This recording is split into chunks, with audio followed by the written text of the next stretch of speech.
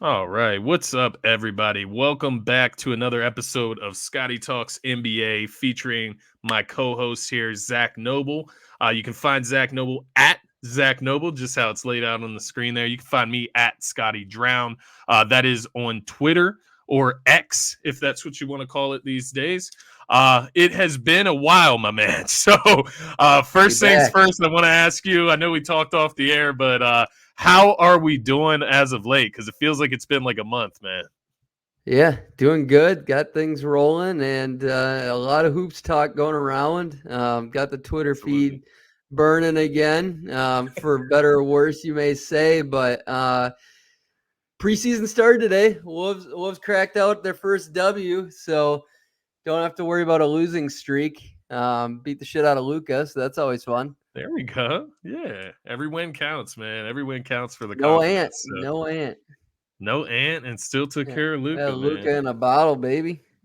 But I must say, man, aside from the preseason starting, aside from the NBA season about to start in a couple weeks, there has been a ton of action while I was gone, while I was on my honeymoon, I should say, enjoying You're in the a hell good out of my place. life. You're Yeah, I was not you're in the on right this place. planet. I was not on this planet. I did not see news. I didn't see anything while I was gone. I'm kidding. I was totally locked into sports. Even on my honeymoon, I just have to do it sneakily, away from my wife. But nonetheless, Well, we saw Dame get traded to the Bucks. We're gonna break down that shortly here, which kind of set off a domino effect to some other trades, right? So you had Jrue Holiday go to the Boston Celtics for some key pieces there out of their rotation.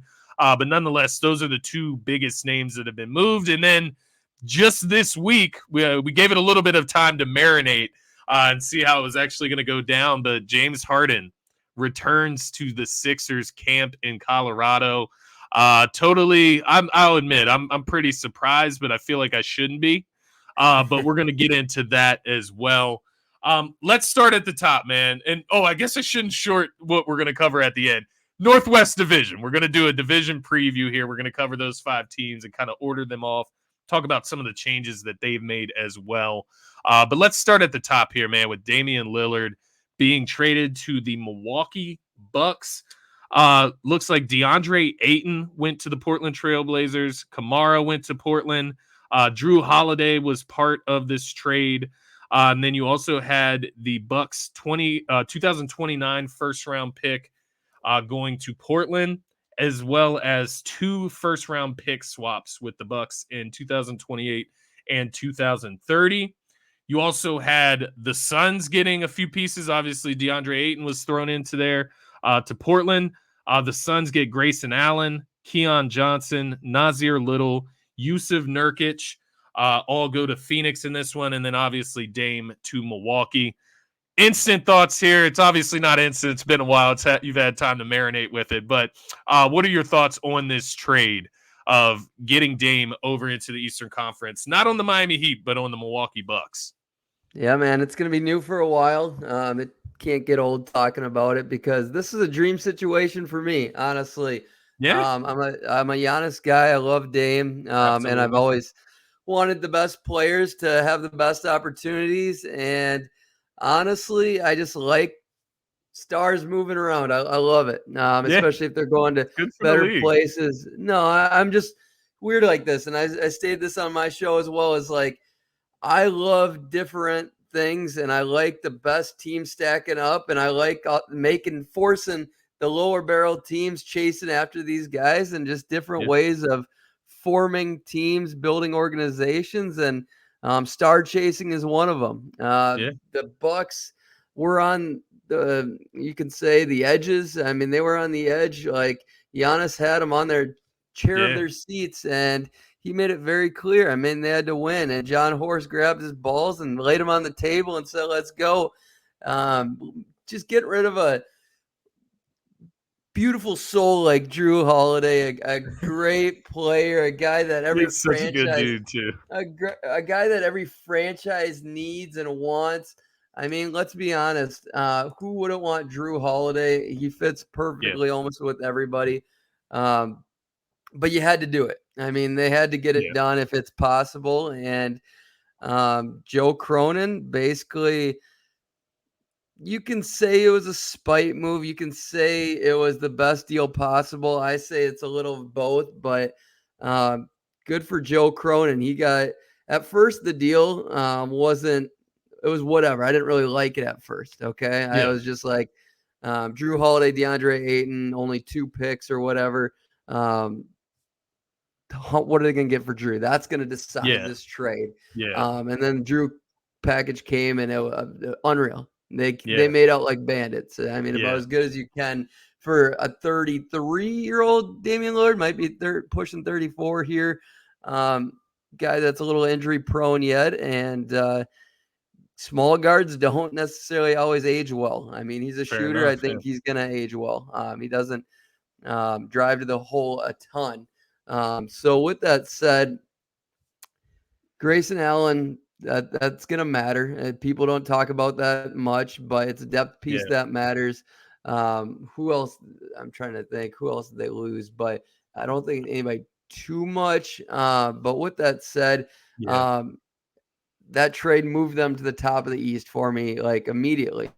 And then Jrue went to the Celtics, and then it boosted the Celtics above them, or it's neck and neck, in my opinion. But either way you look at it, I think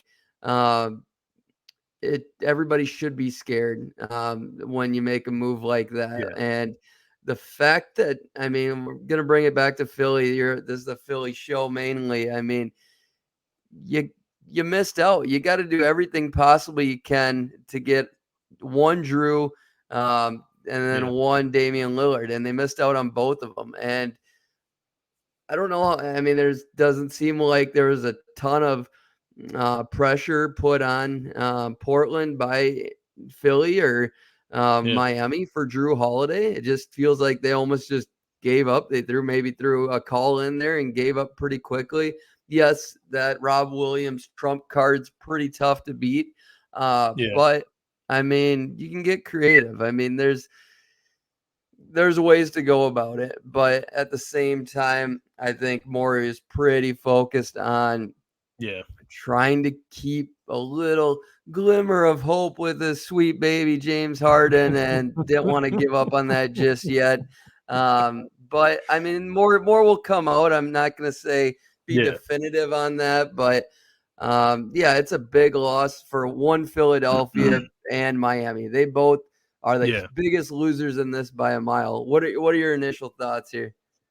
So my my initial thoughts when this trade went through before the Jrue Holiday trade happened, I was looking around and I was asking myself, feels like the Bucks won the trade, right? And maybe that's clear. They get Dame, they get the best player involved in the trade, so usually that team wins.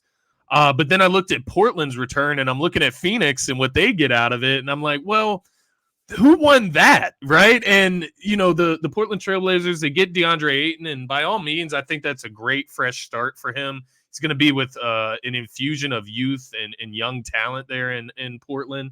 And there's no pressure, right? You were on a Phoenix team that is, if they don't win the championship, that's failure this year. When you have guys like KD and D-Book, they're all in. That's 2031. Best way to put it. And but then they add Yusuf Nurkic, who, by all means, I don't watch a ton of Yusuf Nurkic when he was in Portland the last few years. But from what I was reading, he is a guy that can match up a little bit better when you're going against the likes of a Nikola Jokic, right? He can body him up a little bit better. There's nobody that can really guard Jokic, but he can guard him a little bit better. You add Nasir Little, a nice bench piece. We talked a lot about the Suns when they first got Bradley Beal. Everything that they traded for KD and for Bradley Beal, you're looking at the Suns roster, like where does the rest of the roster come from? All of a sudden they add, Nasir Little, Yusuf Nurkic, Grayson Allen, who's another quality piece there, and then Keon Johnson, who's a nice young piece as well. And all of a sudden the Suns look decently deep on their roster, right? They have a little bit of a depth pieces there. But then when the Jrue Holiday trade goes down, it all of a sudden looks a lot more rosy for the Portland Trailblazers. Because honestly, when I was looking at the deal, I was sitting there and I was like, you're telling me you can keep the Suns involved, right? You want Ayton, that is what it is. You want Ayton, that's the biggest piece they get back aside from the draft compensation. Couldn't you have done that with a deal from the Miami Heat, right? And wouldn't the Miami Heat have given you more? But looking at what they got for Jrue Holiday, I don't think that they could No. have. Like, I don't think Yeah. that they could have flipped Tyler Hero for more than what they got for Jrue Holiday. Like, that just wasn't possible. So to that effect, I think Portland did really, really well when you look at them getting Robert Williams, Malcolm Brogdon. We'll see what happens with him there. I don't know if he'll is he tradable? Is that even like a possibility? He is, absolutely. I don't think it was a off-season extension. I think it was in a contract already. Yeah. So I think they're going to try to flip him, but honestly, he's a good vet to have. He fits and Right. plays That's well what I was anywhere. thinking The too. question is, does he want to be there? There Right. hasn't been any reports that saying he really wants to be traded. So yeah, I'd say. I mean, he signed his extension in 2021, so no, he's just got 2 years left. He can be traded immediately, but there hasn't been any Yeah. smoke on it. I think the league's just focused around the Harden situation right now, Yeah. and um, I I think Malcolm Brogdon should want to play there. Why not? I mean, Yeah. you can help build some really good young players. You're gonna play a lot and have a lot of opportunity there if you want. But I mean, if I'm Malcolm Brogdon, I wouldn't complain. But at the Yeah. same time, like I'd probably rather be on a It's a contender, but contender that comes contender might knocking. send you to the bench right away. You know, Yeah. there's a chance you can be the starting three, I'd say, in Portland. But there's a chance Portland sends him off the bench too. And if Portland's gonna do that, I would want out. Yeah. Um, Go to a a contender. little insight on Nurkic. It's Yeah. hilarious the fact that you got the three of the most injury prone guys in the league, or sorry, two. Beal and Katie. That's so Booker's not, fair. but I did have Dwayne Rankin on my show, longtime beat reporter of the Suns, and good guy, but it's just funny because I'm like bringing up that Booker's not that injury prone. He's like, he's what was it, a hamstring? Well, he had a term for it that was hilarious. But it just hamstrings are sticking around like he's the new Harden. And I'm like, damn, dude, you're like this, huh? You think Going in this like is that. yeah, Gotta and be serious. I'm like, that's a serious allegation if you're gonna put that on him.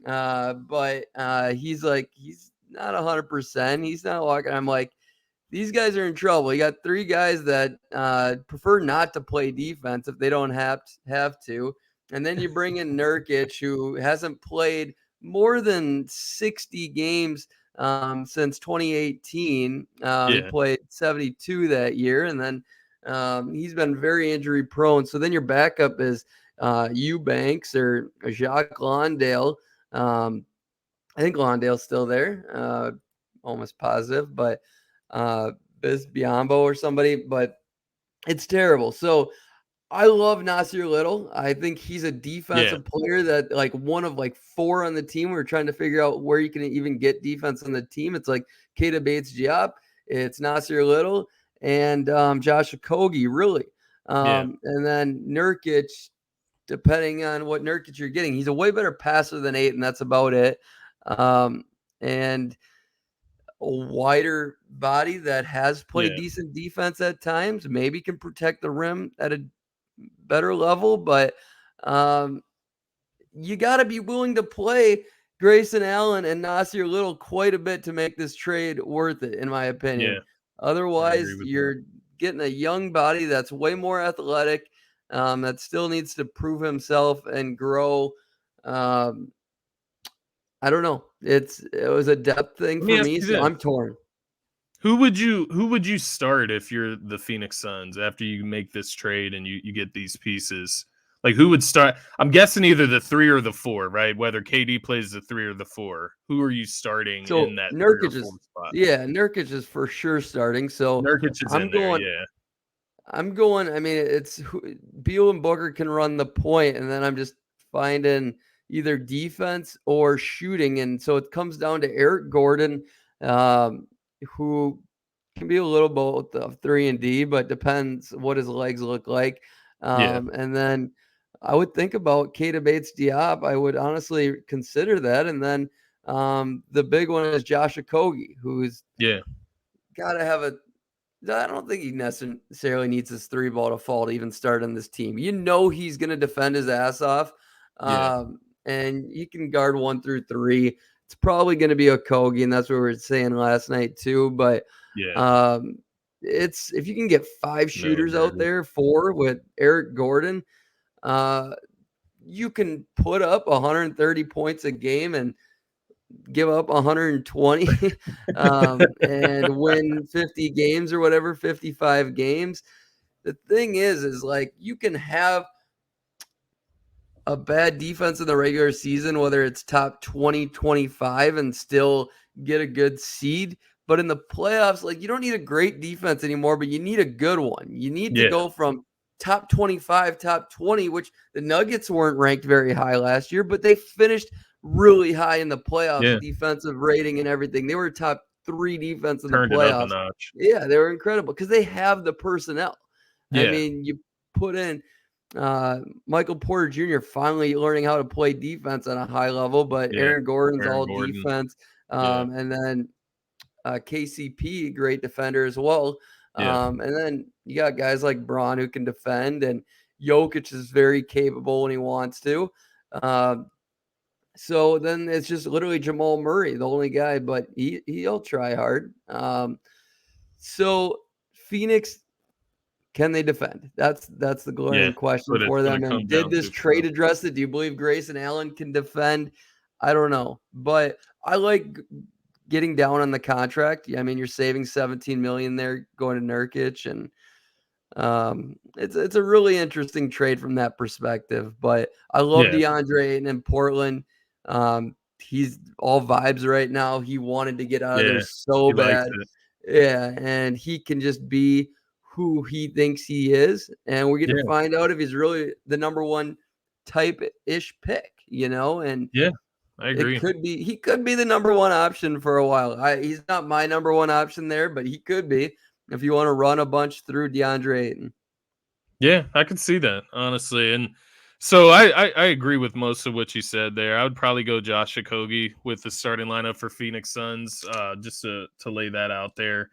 But as we look at the Jrue Holiday to Boston situation, right, and that's where Portland kind of gets that's where they get a lot of their worth in this deal, right? It was all depending on what they got for Jrue Holiday.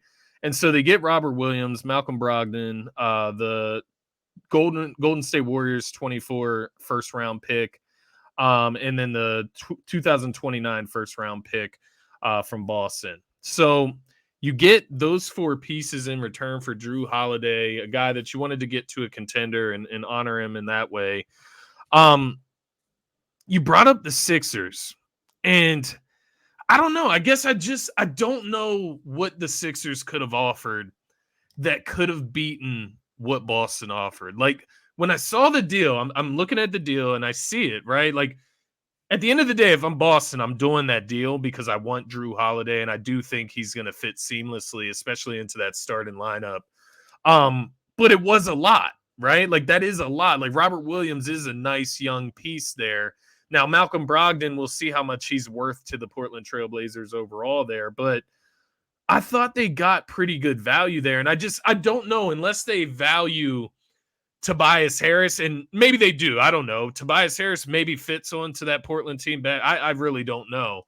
But it could speak to the way Daryl Morey has acted about Tobias Harris this offseason. He's basically acted as if he's not on the trade market, right? Like as if he's not on the trading block, and promotes the crumble cookie stuff, that lame stuff to the fans and shit like that. But I don't know. I guess I'm just, kind of pondering around, like what could the Sixers have offered if there's no interest in James Harden, right? Like James Harden, we would have to include the Clippers in that sense if there was going to be any move there. And maybe there was room, but I will agree with what you said as far as it didn't feel like there was any urgency on the Sixers side of things, or even the Miami Heat side of things, which I agree with you once again. I think you look at those two teams, it's like, what did you do this offseason? Now, with Harden at camp, I will say this. With Harden at Sixers camp, doing what I think is best for his career, ultimately, the Sixers offseason doesn't look as bad in reality. When I look at their roster and then there's not this huge hole of James Harden on it, the roster starts to look all right, right? Like, yeah, I'm going to take Milwaukee and Boston over the Sixers, but where would you put the Sixers right now based on the Eastern Conference, the rest of the Eastern Conference? Like, yeah, I would put Boston and Milwaukee up there by themselves. As far as their talent level, you look at Boston, they probably have the best starting lineup in the NBA right now. Oh, yeah. But when you look at the rest of the East, like, you can argue the Cavs, you can argue the Miami Heat, I believe, over the Sixers. Of course, they went to the finals last year. The Sixers didn't. No, you But can't argue Miami did. If I think the Sixers did something different this offseason where they added role players. And I thought Kelly Oubre, there's a lot of people that are down on that, but I think it's low risk, high reward type of situation there. You add Patrick Beverley, who's just another guy, another voice in that locker room that when you get into those tough moments, you hope that he can help these guys wiggle through that.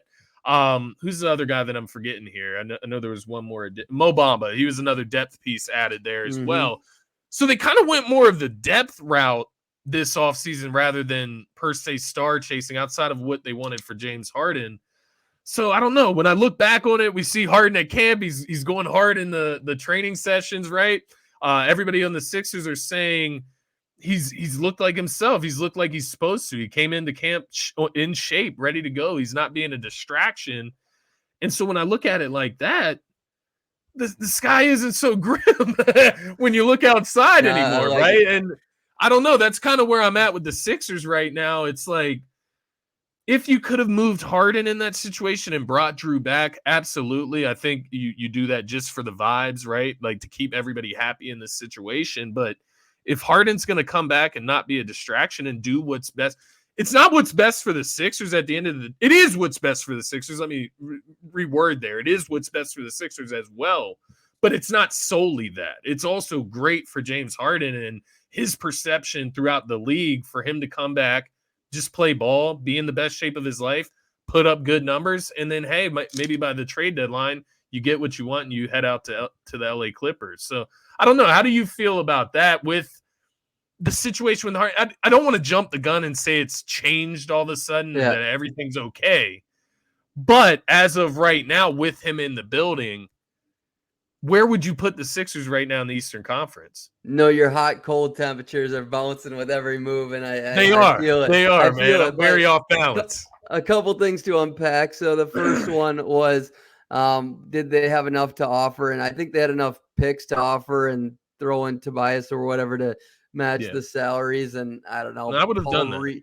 Paul Reed is about as young as guys they would have maybe been interested in. I'm not giving up DeAnthony Melton. I wouldn't do that as long as Max is around too. But I mean, if it's depends how many picks, and then maybe I'd consider Melton as well or whatever.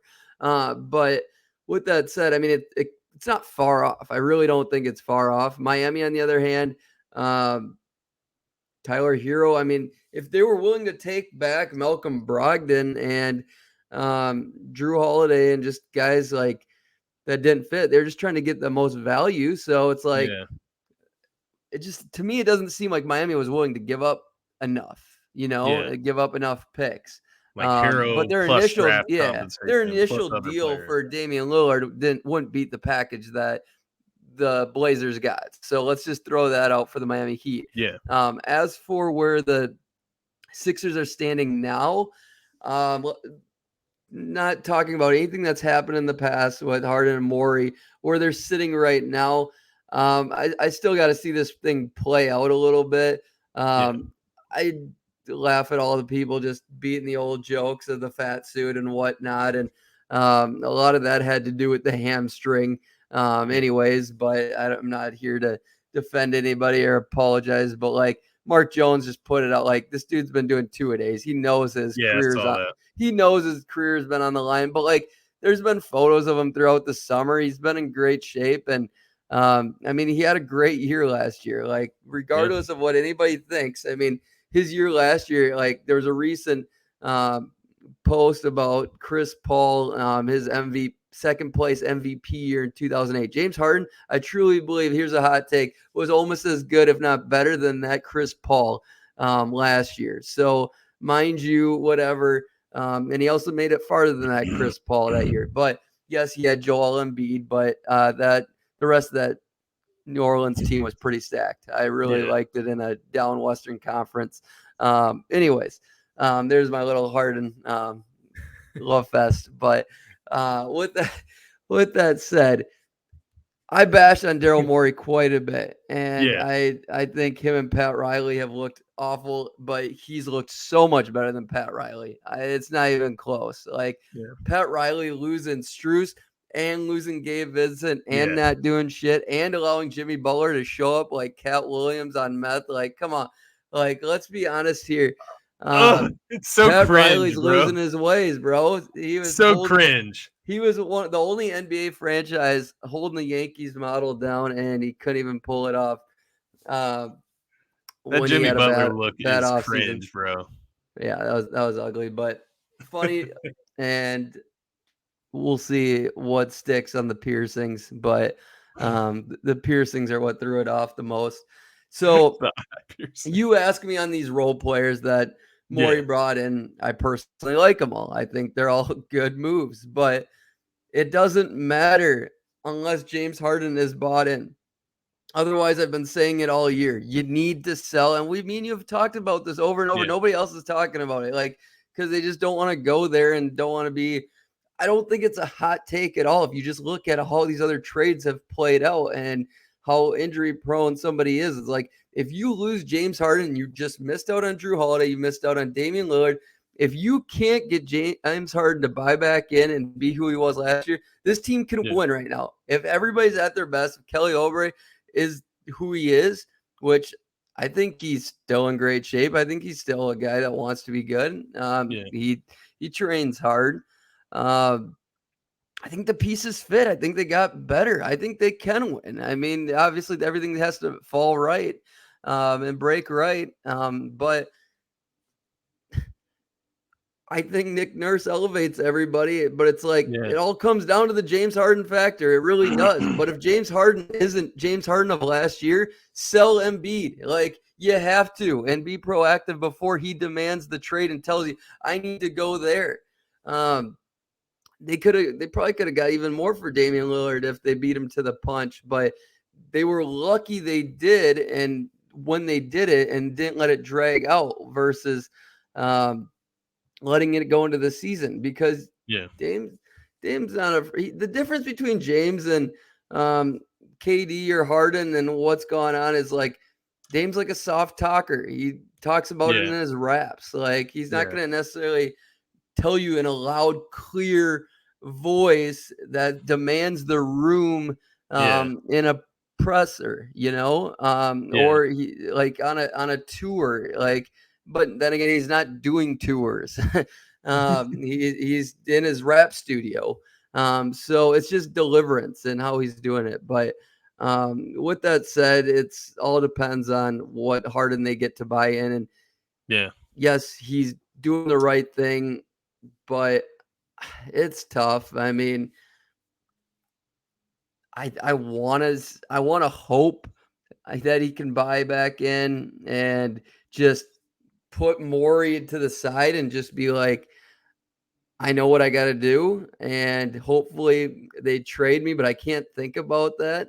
But that's in the back of your head, and it's a lot to get over. Morey, I don't know how much he's going to hang around, but I think if I'm Nick Nurse, I would tell him to not hang around for a while. If Daryl Morey's smart, I wouldn't hang out around the team much. Stay up in the box or something. Yeah, exactly.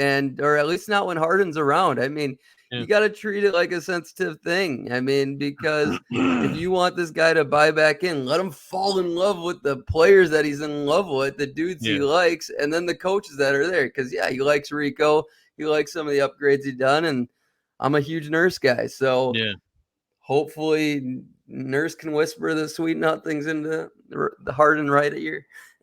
That's the thing, man, and I love that you hit on that point towards the end of what you were saying there with Harden and his teammates, because that was like my biggest thing. That's like my biggest thing with him. It's not about the fans. It's not about like the ownership. Like, it is about that. Don't get me wrong. You can bring all of these different factors into the situation, but the biggest thing that made me hate Ben Simmons when he was doing all of this drama and trying to force his way out of Philadelphia was the turning your back on your teammates. And that's the part of like basketball where I just don't get that. Like, as somebody who played basketball myself, been part of teams that have won a lot of games and different levels, of course, but it's still all the same camaraderie that you build. It's almost like a family when you're on these teams, these special teams that can make it deep into the postseason and such. And you saw the relationship he had with Embiid and Maxey, and taking Maxey under his arm and giving Embiid a nice watch when he wins MVP, right? Helping him get the MVP ultimately. So when I see all of this stuff, it's in my thought process. I look at PJ Tucker on the team. These are your brothers. And so if you're willing to turn your back on your brothers, there's just no line that you won't cross to get what you want. And there's just like a brat type of perspective or outlook I get on that person when they act like that. And so for James Harden to come back to practice, once again, not trying to jump the gun. Like you said, it's hot and cold right now with this man and this team and everything keep your that's going temperature on. at 75. Just nice. Exactly. I don't want to go too far in one direction, but I am able to see at least that he does respect his teammates, right? And he does care for them enough to come out, practice, and do his job and do what he's supposed to here. And like I said, it's going to work out for both sides. He might not want it to work out for Morey, and I get that part of it. There's just that grudge, and you build that, right? If Morey did lie to him, which it seems like he did, that's enough for that grudge to be there, and rightfully so. If Daryl really cared, dude, he would just apologize and plead and say, James, there's a world. I mean, if you lie once, why not keep lying if you're Daryl Morey? I mean, that's at the end of this season. He's known as a liar. Do the right thing, Daryl, and lie one more time. Give him the biggest lie and just say, James, there's a world where you play good enough to my standards, and I give you a decent contract again. Yeah. It's so simple, believe me or not, James. Believe me or not, James. But there's also a world I sign and trade you somewhere but this is your best place to build your value. Sell that and just apologize and plead. But once a liar, always a liar. I mean, it wasn't the first time Morey lied. So don't hold a grudge, James. By him coming in and being willing to actually play with this team and practice with the team and work with Nick Nurse and show a level of professionalism in the situation, it just opens up the door for so many more things, right? And maybe that's just for the Sixers and not necessarily for Harden, because the first thing my mind goes to is, what if Chicago magically just starts sucking this year and they just look like they have looked the last couple years and they finally decide to blow it up? Now you have Harden on an expiring contract. You have Tobias on an expiring contract. And there's options open there. And I'm just using that as an example of having more options just by James Harden being willing to be professional and show up to work. But I'm with you. If I was Daryl Morey, for the sake of your job, man, you should apologize to James Harden and figure it out. Like, it doesn't need to be some public apology. It doesn't need to be out in the public at all. Could be all behind doors, but you need to go to this man and talk and be an adult about things and figure this out for the best of both companies. I'm completely with you there. I think for me with Daryl Morey, I think I get caught up sometimes with the hot and cold, and sometimes I catch myself like defending Daryl Morey. I shouldn't be defending Daryl Morey per se. I think a lot of the time I just want Harden to be held accountable for the things that have happened, but to a lot of your points that you've made to me over time, and obviously I'm biased, right? I'm biased in this whole situation. So I'm reactionary to everything that I hear. And you bring me back down to earth just by saying, it's not 100% fact that Harden did any of this stuff. So we can't just attribute blame, especially when we see him come and do the polar opposite by showing up to practice and training camp. So no, I'm definitely with you in that regard. But I did just want to say something I feel like was slept on just with all of this Harden drama is kind of what you talked about as well. Nick Nurse, man, I think his effect on this team and the way they play basketball compared to Doc Rivers could be a huge impact on this team alone, even with all of this drama coming to fruition. So just hearing what Tobias and Joel Embiid have said about moving the ball side to side, it's not sticking in any one player's hands. They said they're loving that type of offense. It's what I like to hear from Embiid specifically. I want to hear him eager to make plays. But with that being said, man, let's move on to the Northwest Division breakdown. We still got to get to these 5 teams in this division. I wanted to ask you one more question. I know you mentioned Boston and Milwaukee. Which team are you taking right now if you had to pick one of them? And I know this can change. Yeah, gun to the head.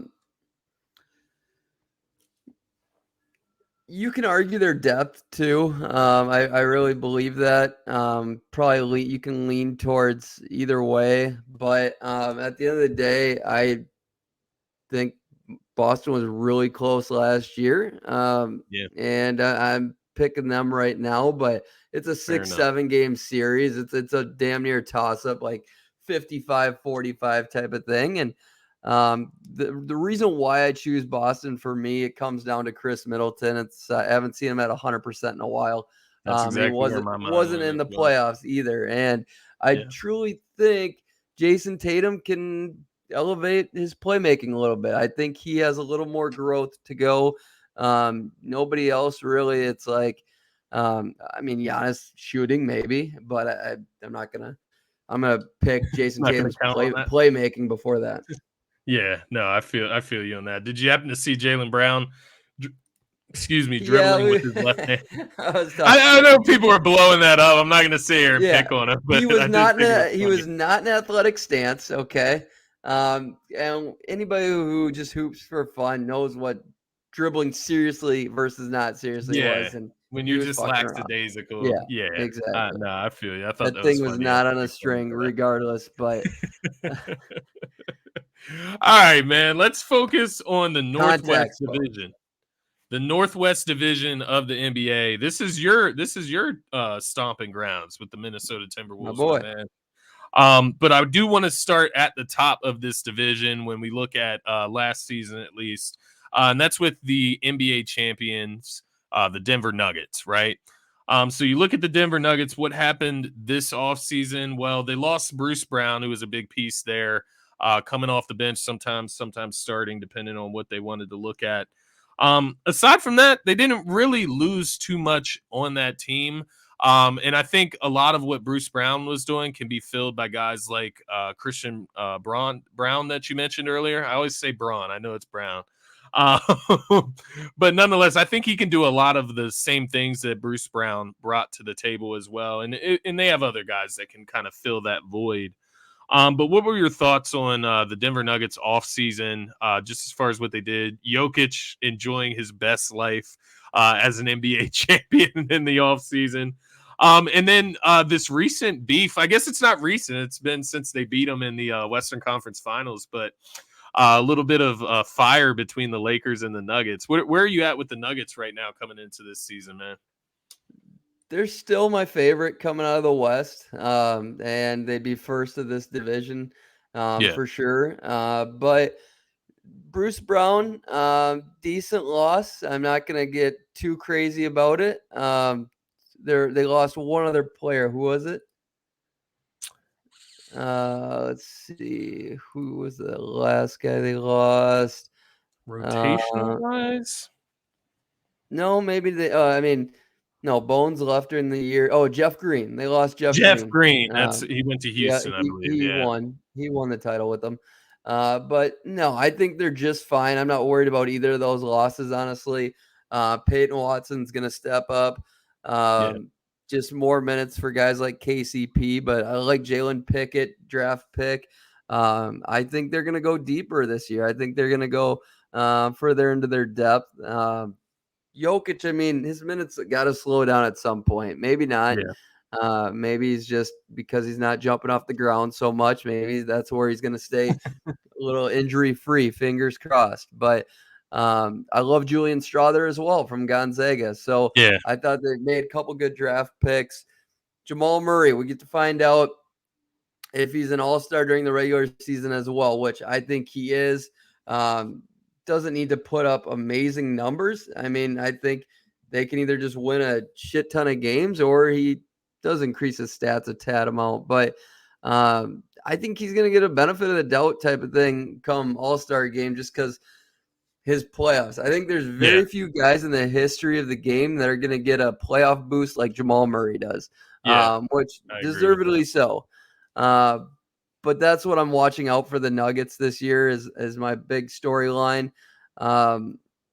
Christian Brown, I think, probably could take the biggest leap of this team. I always like to pick out a most improved player on this roster. Many will choose Jamal Murray, but I'm going with Christian Brown. I love that pick because he's just a guy that does a little bit of everything. He can shoot the ball, he can rebound, he plays defense. A lot of the stuff that Bruce Brown did. He can dunk, dude, too. He can. Yeah, he's got bounce. He's athletic, man. Definitely. They also added Justin Holiday, so a little bit of a veteran shooter there as well. So they're going to be a pretty deep team with all the young talent that you mentioned, and that's called doing it the right way, right? Like filling in the blanks with young talent that can grow. And fit the mold of your team because you got your nucleus there. Do you think Aaron Gordon, he stays at the level he was at, man? Because he looked good last year. He could be an MIP pick. Who would you pick? Because he's an option as well. I think his stats could definitely increase. Really good in the postseason.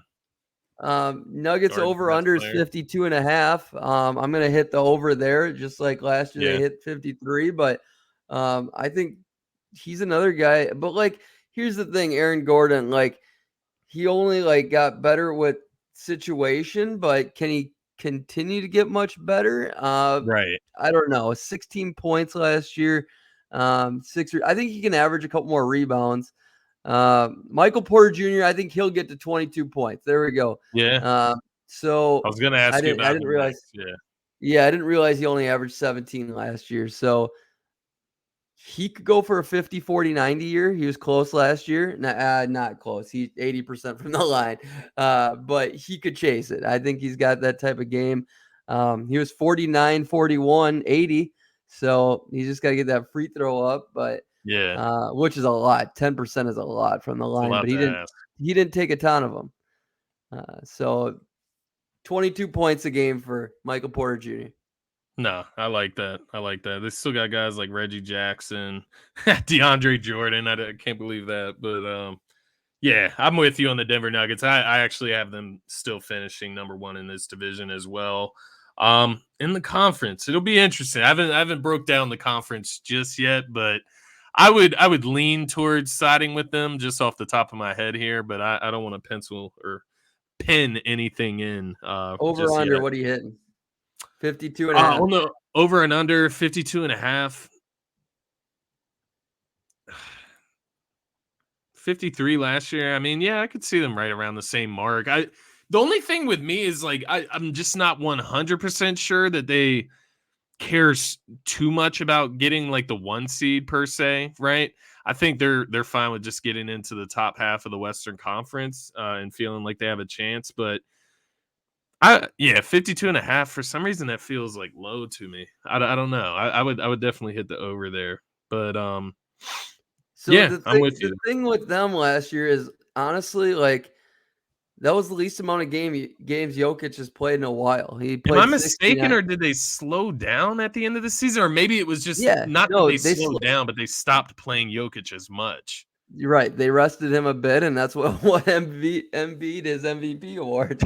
Yeah, exactly. Because I literally said Embiid just need to play this amount of games played, and that's like I went from Jokic to Embiid just last minute, and it was all about the resting games. And Jokic felt bad for Embiid. He wanted to let him have one, man. Share the wealth. but he goes and just grabs Finals MVP, Right. rather. So he made out pretty well. Yeah, like Murray So only played 65 games. Like, yeah, play 5 exactly. more So games, they win 3 of those. and I feel like they will be cautious with Jamal Murray again in that sense, especially towards the latter half of the season. So I don't know. I wouldn't. I Dude, guess I I might wouldn't go like put my 58 money on it, but yeah, if I had to pick one or the other, I'd say over. Um, Looking at the next team I want to look at, and I'll go kind of out of order, so it's not so simplified here.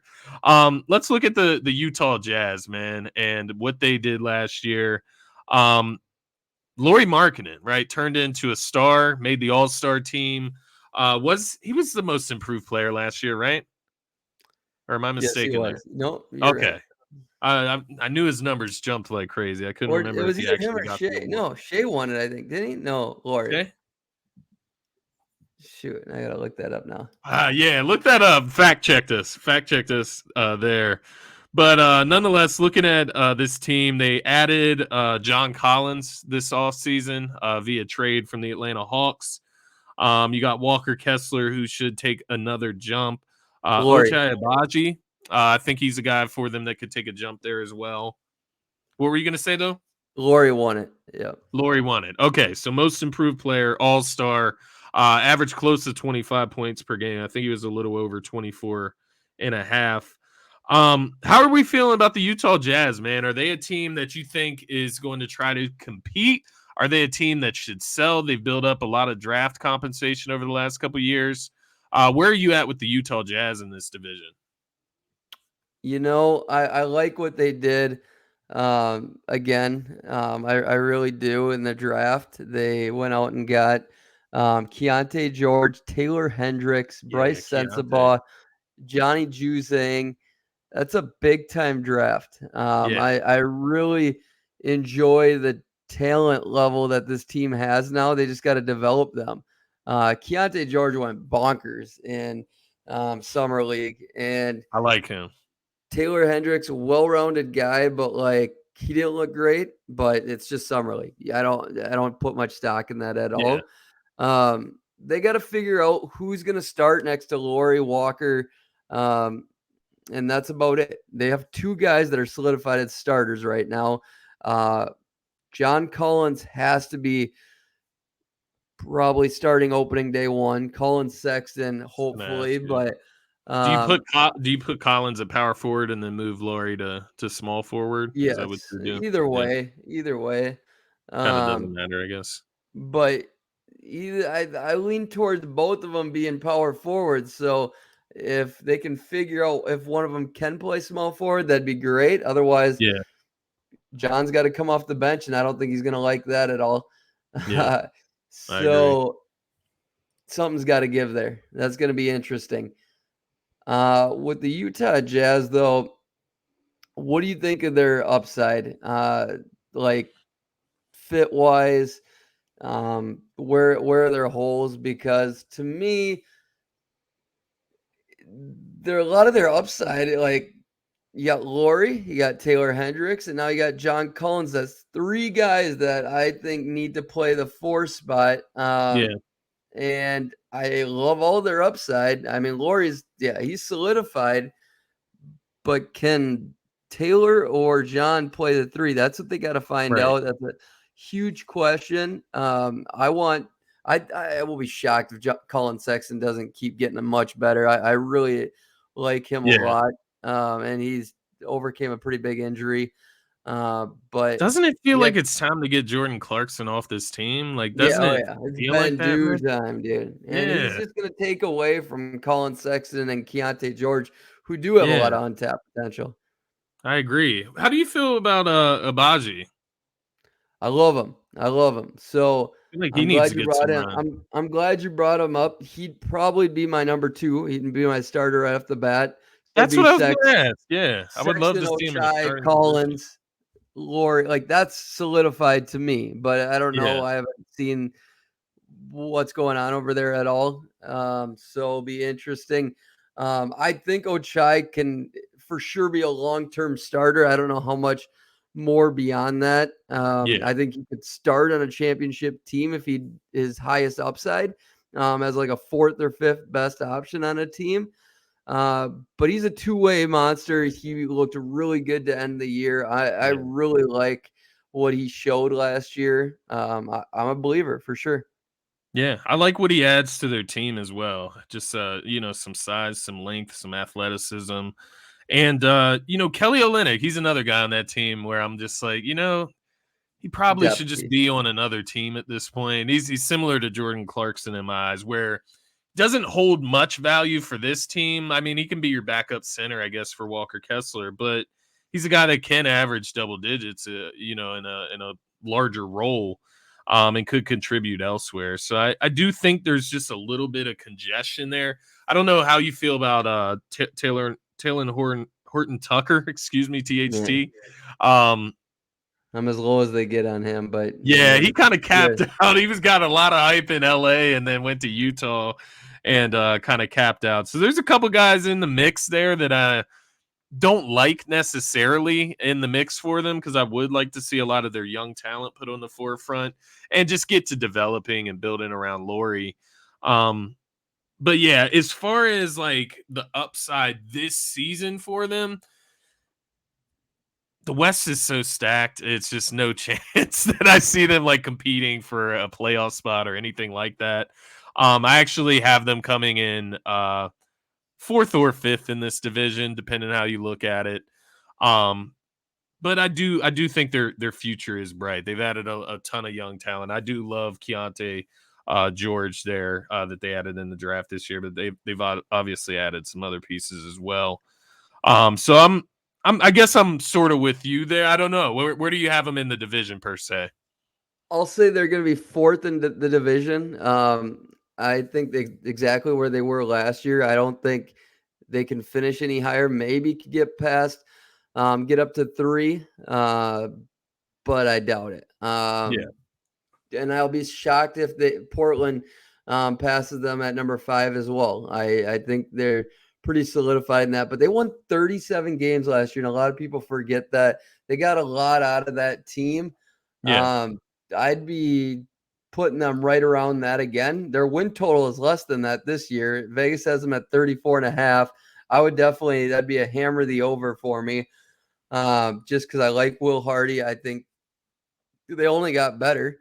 Yeah. But one thing I'd ask you is like, who's got worse a worse roster than these guys in the league? I like from an upside standpoint, like teams that come to mind right away. I mean, Toronto, like I think You're these talking guys about have more. Jazz? You talking about the Like Jazz? if everybody in the Utah Jazz reach their full potential, like best Yeah. case outcome, like I think they have more talent on their roster than Toronto. I think they're in a better Yeah. place than them right now. Definitely Um, fit wise too. you could argue San Antonio, but I mean Victor's kind of the trump card there, Yeah. because he's got top 5 potential in the league, where Laurie doesn't even have like maybe top 15. Yeah, I'd say top 15 potential in the league. Um, but outside of Wemby, they're right there with the Spurs, which is saying a lot. Um, and then going down the roster, like the Sacramento Kings, you can argue there, but I lean towards Kings because they have proven talent. Yeah. But I mean, these guys develop in Utah. I think they could surpass the Kings one day. That's about it for the West, in my opinion, on paper. But Yeah. then you go to the East. There's Detroit, Charlotte. Um, I'd lean Washington. towards. Yeah. Washington easily has the worst Yeah. worst team on paper in the league. Yeah. I have yet to find a Jordan Poole, Kyle Kuzma real stand out there. So, what about like Orlando Magic? I lean towards Paolo being the trump card Yeah. there. I lean towards Paulo. Got Wendell Carter there. Like I don't Charlotte's know. That's a pretty. tough one. Orlando's a pretty decent comparison, I would say. Yeah. But I would lean Orlando. So they're still got a bottom 10 roster is what we're coming to. You Yeah, that's know, the like conclusion we're coming to. Yeah. It's tough to say, and So that's not good. So they need to. Their goal for this year is to figure out who's their long-term guys, and hopefully find exactly. some upside here. That's why I think they need to move guys like Jordan Clarkson, Kelly Yep. Olynyk. Those guys aren't part of your future. I Let's don't get even, these boys not in. even sure John Collins is part of their future, right? Like, yeah, I'm with you. I think they need to get the young talent in there. So you mentioned that you think the Jazz will finish ahead of the Portland Trailblazers. I find that interesting, not because I think that there's this landslide that the Trailblazers are necessarily better than the Jazz. I just look at the Portland Trailblazers roster, and there's just, I don't know. It feels like there's a ton of potential there. But maybe I'm wanting to see something there that there isn't. So I'm looking at Scoot, Anthony Simon's still there, Shaedon Sharpe, Matisse Thybulle, Jeremy Grant, DeAndre Ayton, Malcolm Brogdon, Robert Williams. Just the short list of players that I'm looking at on that roster, not to mention some of their younger talent as well. So you think Portland's finishing last in this division? And I guess my question to you, like, who would be starting for you in Portland? Yeah, so Portland has long-term depth and some high upside. Like, I like That's their what it is, roster right? as a rebuilding team. Like, they don't Upside. have any winners on their team. I'm That's not fair. DeAndre Ayton's a winner player. I mean, Malcolm Brogdon's a winner, but he's not even gonna.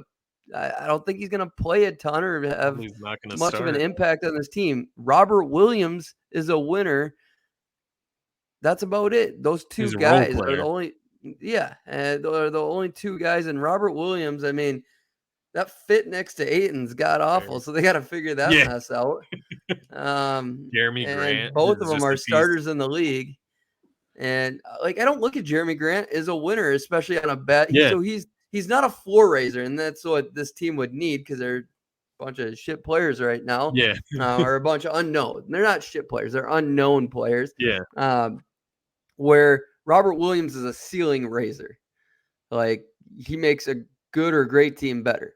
Yeah. I agree with that. So your question for Portland was who starts? Yeah. Who do you start? Scoot, Anthony Simons, Shaedon Sharpe, which is awful defensively.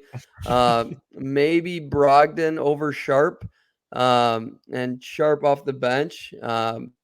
But I've been saying this all offseason. You should have moved one of Simons Or Sharp. or Sharpe Yeah. and decide between the two. Yes, I mean, maybe you still believe there's some defensive potential in Shaedon Sharpe or Scoot, because if one or two of those guys can defend, they can work. Those three can work together, but I don't believe in any of their defense yet. Yeah. Time Do they will start tell. Matisse Thybulle just for that reason? Defense. He's brutal on offense. I So. don't think they're going to necessarily care about winning, but every team does to start the year, and so Right. they start with studs coming off the bench. I think Scoot and Anthony Simons for sure have to start. So Yeah. you could argue Matisse, Malcolm, Sharpe in that next spot, and then Jeremy Grant for sure going to start at the 4 and DeAndre Ayton Yeah. at the 5. But Robert Williams might want to start as well at the 4, and they might want him to and just figure out that fit. And then Jeremy Grant moves down to the 3. So then there's your starting lineup. Yeah. Scoot, Simons, Grant at the 3, Robert Williams, and Ayton. And that's fine. That's probably what will happen. But not winning you a ton of games. I feel you there, because I was tossed in between the Jazz and the Blazers for 5 and 4, and yeah, I think I get what you're saying as well. Like, at least Laurie last year was part of a developing squad already. Like, they were kind of in the situation where Portland is now. Now Portland just needs to learn how to win this year and build winning tendencies. No, So they got to learn I who's do. on their team. They don't need to worry about winning at all in Portland. Come on, man. They got to worry about No the doubt. future. Figure this out. So we got the Nuggets at 1. We have the Blazers at 5 in this division. We have the Jazz at 4. I believe you said you have, maybe they could get to 3. Let's talk OKC. Let's save your squad for last here. Let's talk OKC. Looking at Real what they quick, get, yeah. what Portland Trailblazers, and this is updated, man. This is updated after the Dame trade. What's the over This under? has got to be wrong. 30. Okay, never mind. It went 28.5. Okay, that's right. 28.5. Okay. I'm still hammering the under there. The That's under. hammer the under. Definitely an under team.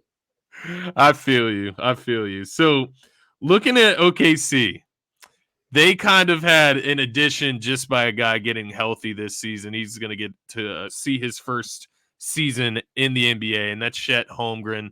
How are we feeling about the Oklahoma City Thunder? Do you think that they can overtake your TWolves for the second spot in this division, or do you think that they'll be fighting with the Jazz for that third and fourth place? Where are you at with OKC coming into this year? So I can see it, but I give it about a 20% shot. Spoiler alert, I got the exact same order as this Was division last year? finished last year. Yeah. Yeah, I'm with Verbatim. you. I'm in the exact same order here, Yeah. man. Nuggets, Wolves, OKC at 3, Utah, Portland. Yep. And I just don't see too much of a likelihood of anything else happening besides maybe the Wolves are really healthy and they click and they overtake the Nuggets, but yet I'm still taking the Nuggets in the playoffs, of course. But regular Yeah. season wise, like the Wolves could have a better record. It wouldn't surprise me. We could be a great regular season team. Ant hits But that upper echelon, man, and yeah, Cat and Gobert somewhat figure it out, right? Like just figure out how to defend. Yeah, I can see that. Maybe an as injury or two to Denver. as for Something. OKC, um, the big man situation definitely isn't ready to win. That's my thing. So it's like Yeah. they got everything below 1 to 3 that I think could win this year. I think they got winning players in those spots. And they got good depth. But like Like is Chet how does starting that at mix? center? He's got to be. I mean, well, Gotta be, right? four or five. I mean, you could have Jalen Williams if you want to have a little more muscle there, and I'm fine with that. But it just depends on. So it's SGA, Giddy, Jalen Williams, Chet, Where and then figuring out that last guy is going to be the so Dort. Dort. Uh, How tall is Dort? Giddy at the 4 or 6'4". Jalen Williams. You go really small. Yeah. Um, Giddy's Dort's 6'8". short, dude, 6'3". Yeah. So I'd start the double J's, double Jalen, and then Dort coming off the bench as the sixth man. Yeah. Um, I know he's got to be okay with that. He's making perfect backup level money, but some would say that's starter level money, but not when a team is this good on rookie deals. I feel like they would start Dort. I feel like even though I would probably start Jalen Williams, that's Jalen, I would start him. I think that they would probably start Dort over him. Am I And just go mistaken there? small. Yeah, because Man, Giddy's 6'8". Giddy You have 6'9". SGA, he's 6'6", and then Dort 6'3", 6'4". So you could kind of mix and match there. I just for some reason I feel like they love Dort and that they would put him in the starting lineup just for like his energy. But I do love Jalen Williams with the EN. I love him more as a player overall. He is bigger as well. He's 6'6". Yeah, I believe he's got all-star potential. I think he's Yeah. got a lot to his game, and he can be a long-term fit. Like I'm still trying to figure out the Giddy fit on this team. Yeah. He's a great player, just intelligence. Could become good enough where the talent exceeds the fit, but right now they're not there. I think he's a great trade candidate, and He kind of clashes with SGA, I feel like. oh, That fit. absolutely. They're both Yeah. point guards, and Yeah. they both need to have the ball in their hands a lot. And I've liked a lot of fake trades of Giddy to Toronto or Giddy to Orlando or something like that. Teams that desperately need a point guard, and Absolutely. they want some youth. But I don't know, man. I think there's a lot of dudes that can take a huge leap here. It's just where are Yeah. they going to take the leap overall? I think Yeah. offensively they're going to be good again. Defensively, they were actually middle of the pack last year. Very, very surprising that a team so young was so good defensively. So they just need to come together more as a team and just keep growing in their roles Yeah. because they could definitely, their defense doesn't need to get much better than last year. I truly believe that, like 16th rate defense, what have you. Um, if their offense is top 5 again, like it was, uh, you can, okay, top 10 offense last year. I think their offense needs to get to top 5 in order to get like top 6 seed in the West, to say. Yeah. But where do you see them improving? Rebounding, they were no, that was their opponent. So rebounding, they were middle of the pack. Chet should help with rebounding. He really should, just with his height. Yeah. Shot Um, blocking. I think the young guys will grow with rebounding in general. I do too. Yeah, that's kind of where I'm at with this team. I think it's more or less, it's not even about what you add or subtract per se, but just more or less these young players just growing. Even SGA, right? Like another season in this main lead role where he gets to be himself fully. I think him just growing within that, playing for Canada, getting that type of experience, and becoming one of the faces of the NBA. I think like just getting comfortable with that, he can grow. Um, my question, I guess, is where does like the playing time get divvied out to, right? Like I see guys like Victor Oladipo on this team, but then you see other guys Yeah. like Isaiah Joe that contributed heavily last year to their offensive success. So I don't know. I'm looking at a couple of these guys. Like, where does the playing time align for them? So when you say like Josh Giddey, maybe the odd man out, maybe a trade candidate, that actually makes a ton of sense to me. Yeah, because Got a lot of Davis people love Bertans on a there. lot of people love Case and Wallace too. Casey Wallace, yeah. I'm not all the way Not a there fan.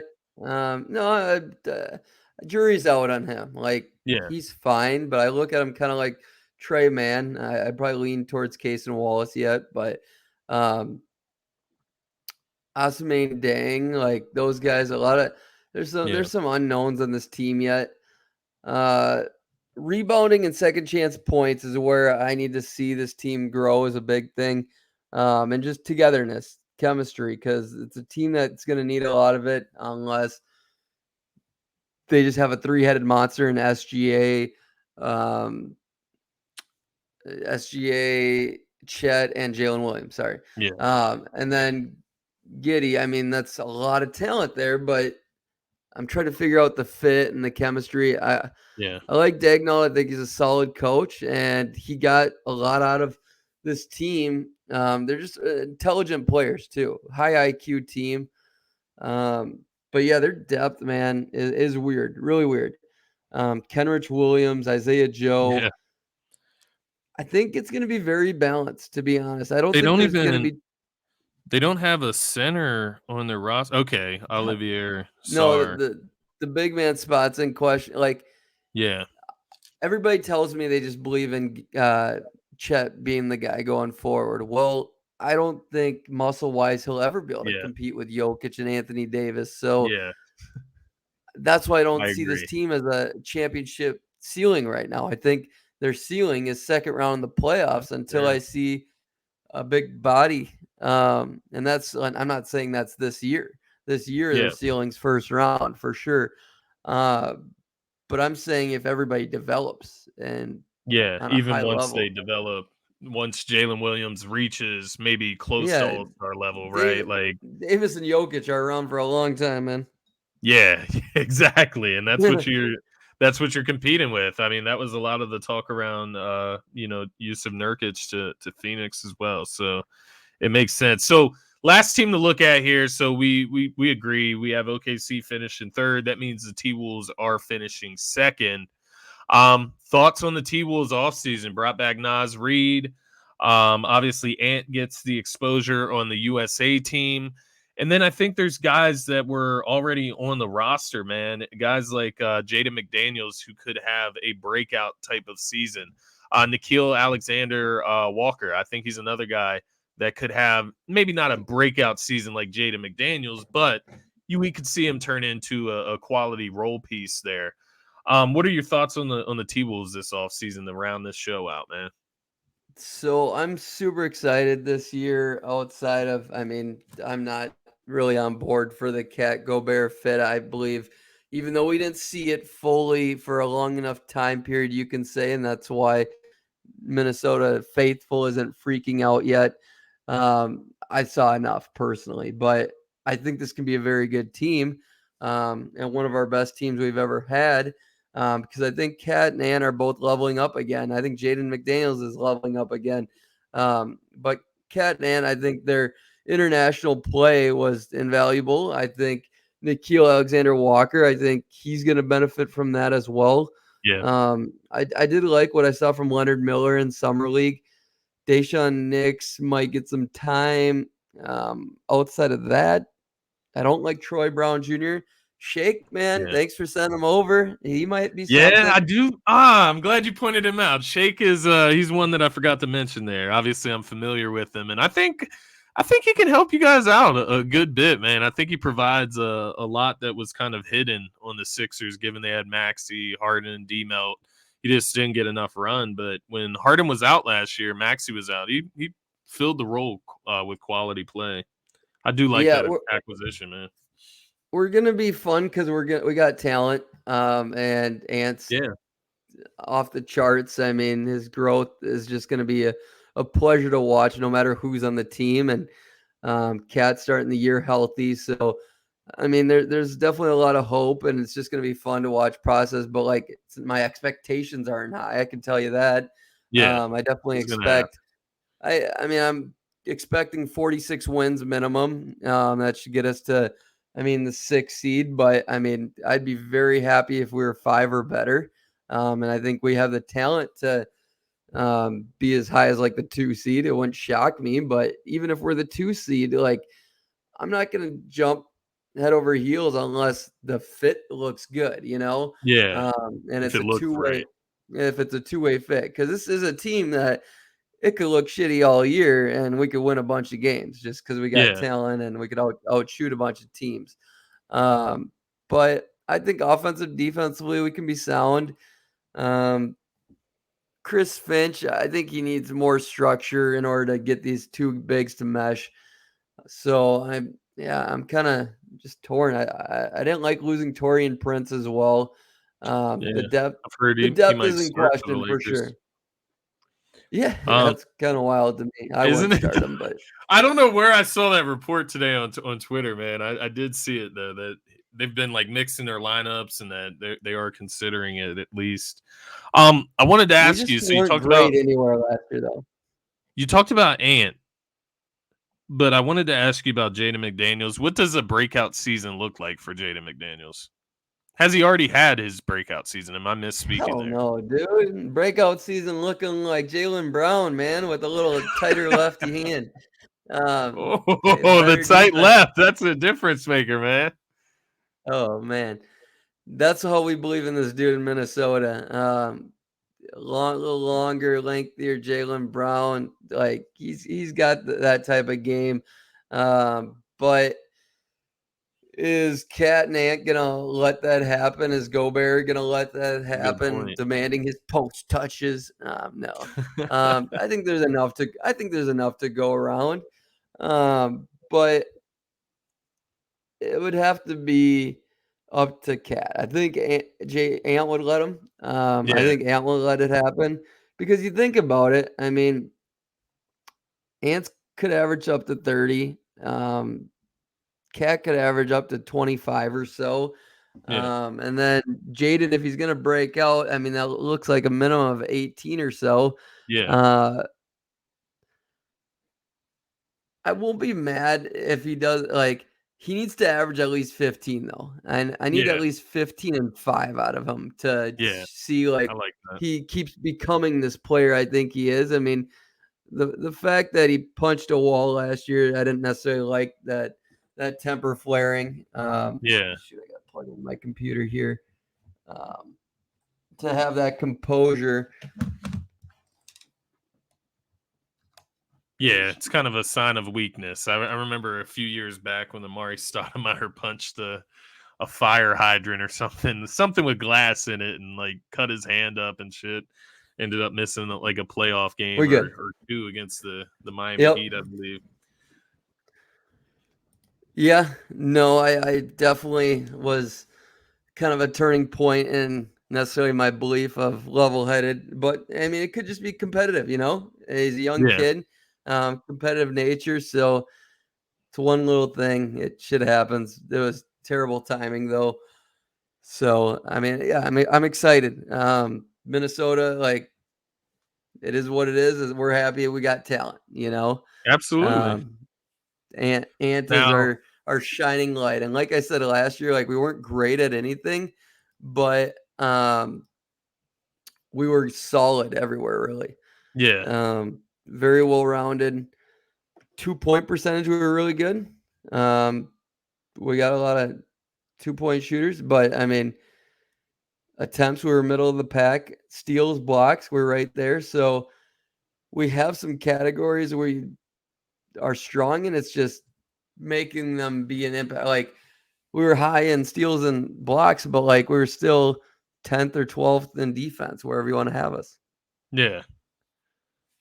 No, the Timberwolves are interesting, man. I'm trying to think of what my ceiling for them would be. Over under 45.5, 44.5. 44.5. I would. I'm trying to think of the rest of the Western Conference.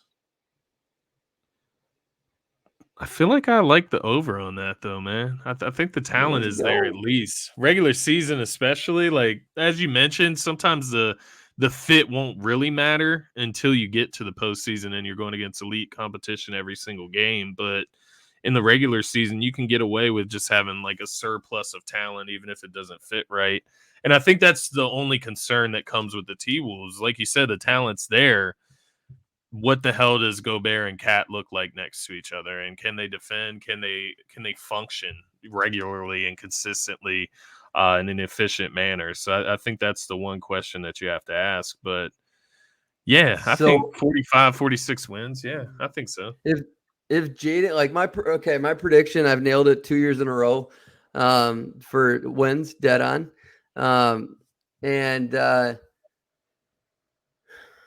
What am I going to throw out here yet? This is a lot of pressure.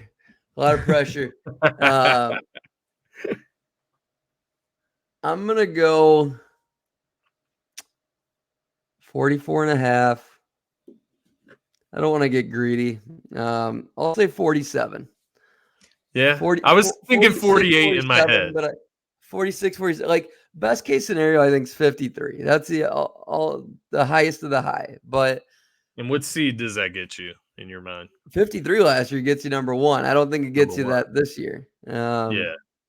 But, I mean, it all depends on – I think the Nuggets are getting a lot. That's why. I think the Nuggets are getting a lot of wins this year. I really do, because it's like that second year after you won it all and they missed a lot of games in the regular season. I think the Nuggets could win 64 games this year. Call me insane, but I think they could have a historic year. Yeah, I think they're that good. Do they want it? Yeah. Do they feel that they need to do that? But yeah, I think they are that good as a unit, and they didn't lose much. So yeah, man, it is interesting. The T-Wolves, because it's like I guess I'm asking myself, like, what tier do I put them in the West? Let me put a bow on this for you. Like, are they better? They're better than New Orleans, right? They were last year. Come on. Even with your dying, I'll let Zion you know right now, though. I'm not taking them over New Orleans. Dying for Zion. They're not a hill for me.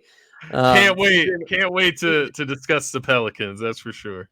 Yeah, no, I want them to be great. I want everybody to be great. But okay, everybody reaches their full potential. Cat, Gobert fit seamlessly together. What do you see as the ceiling for this team? Because for me, Mike Conley's not good enough at the point guard spot, and depth is in question.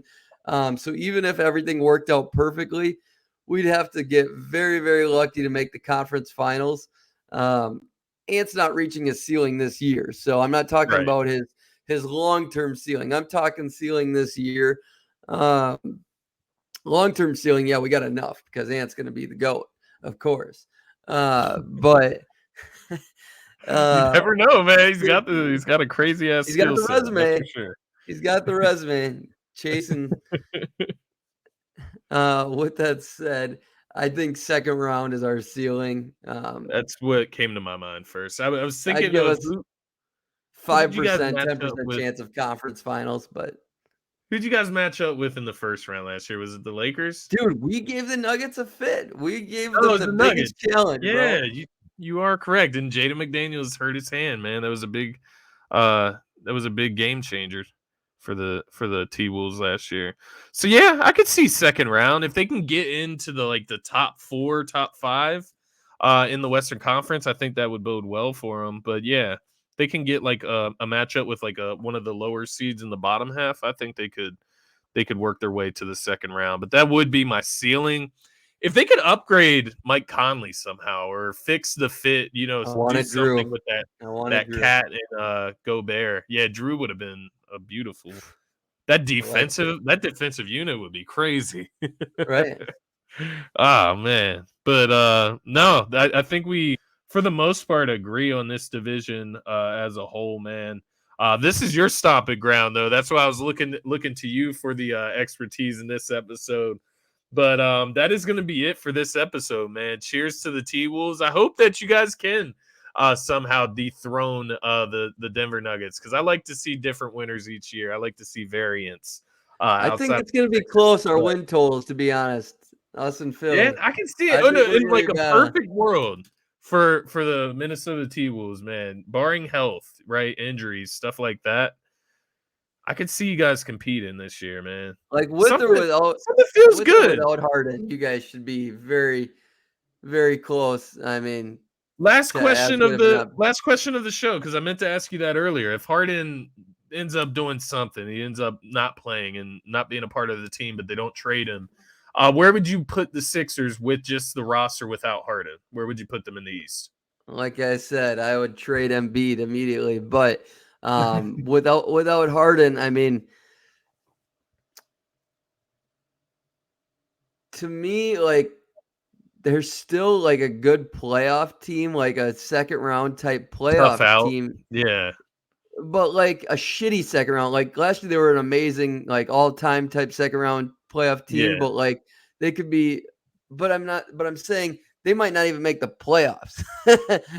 See, I do think they'd make the playoffs, and I think that they I would bank on Embiid's health. But it does depend. It would depend more on Embiid's health, which you never want it to depend on. You don't want it to depend on that anymore. Yeah, gun to my head. Yeah, they're a playoff team because of Nick Nurse, and I just think he'd get the most out of Maxey and Tobias, and even maybe a little more out of DeAnthony Melton and Oubre. But man, if Embiid misses more than 15 games, it's fringe. It's fringe playoffs. If take Harden off the Sixers and there's nothing added, are you taking the Cavaliers over the Sixers? Oh yeah. Are they getting a better seeding? Easily. Regular season, yeah. See, that's where my line is. With Harden, they're better than the rest of the East outside of Milwaukee and Boston. Without him, they're in the mix with Cleveland and Miami and New York, right? That's where I'm at with them because I do think throughout the regular season, just Nick Nurse, that addition, feel like Tobias can look like something he's not at times in the regular season. Tyrese Maxey could probably play out of his mind for a strong part of the season, but I just don't know. It just wouldn't be that strong when it comes to star power in the postseason. I just don't see them competing for a championship. That's the way I would put it. They could make the playoffs, but they're not competing for a championship. Yeah, and my thing is if you don't have a championship roster around Embiid, it's getting to that time where he doesn't want to be there anyways. Just beat the punch. And you got Maxey. That's about it. I'm not against the, I think we've I know you've been proactive about that. Yeah, I'm not against the blowing it up type of scenario, I do think if James Harden is willing to come back and at least like earn a trade that is plausible to get back, I think that's worth checking out. And I am a believer, like if they got the right package from the Clippers and added the right pieces, I do think that if you got like the perfect fit, I think they're just working with like a different model, because like the Sixers have always been the team that is just not deep enough, and when it gets down to the nitty gritty, when you have guys they're like deep Marcus enough. Smart and Al Horford winning you playoff games, the Sixers just didn't have anybody of that caliber as far as like a role player to do that for them. I think they've added a few pieces there, but now it's the star power that's lacking. So it's like the For opposite sure. end. But that's all I got for you this episode. We had to catch up, went a good bit over an hour tonight, but we definitely had to catch up over a long break. I appreciate you joining me as always, Zach. Be sure to give Zach a follow at Zach Noble. It's written out right there on your screen. You can find me at Scotty Drown. This show is brought to you by DSM Media. You can find DSM Media on Twitter at DSM_media. Everybody have a great rest of your evening. That's going to be it for this episode. Peace.